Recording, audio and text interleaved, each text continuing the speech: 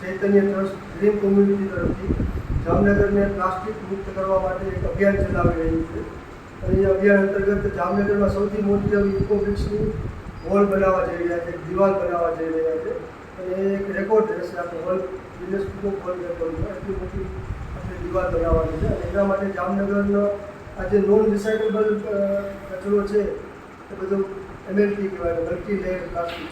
અને આ ઇકોબ્રિક્સની બોટલમાં ભરવા માટે દરેક સ્કૂલ કોલેજના વિદ્યાર્થીઓની માંડીને બધું બેંક અને જામનગરની ઘણી બધી ઇન્સ્ટિટ્યૂટ આમાં જોડાયેલી છે, ડેન્ટલ કોલેજ, જામનગર મહાનગરપાલિકા.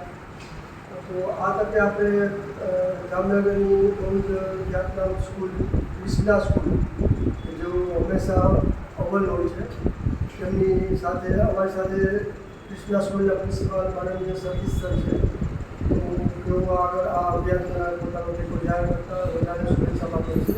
અને શ્રી સતીશ સર ક્રિષ્ના સ્કૂલની અંદર હું આચાર્ય તરીકે મારી ફરજ નિભાવું. પર્યાવરણને અંદર પ્રદૂષણ અટકાવવા માટે સતત આ સંસ્થા પ્રયત્ન કરી રહી છે.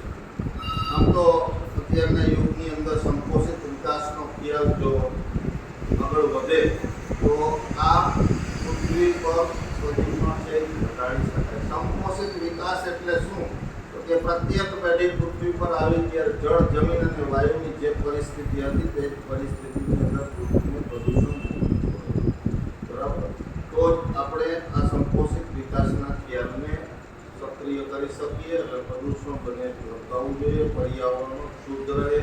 તો ભાવિ પેઢીને જે કંઈ પણ સંશોધનો પ્રાપ્ત થવાના સંસાધનો છે પ્રાપ્ત કરી શકે. નહીંતર ભાવિ પેઢીને તે અમુક સંસાધનોમાંથી હાથ ધોવા પડશે.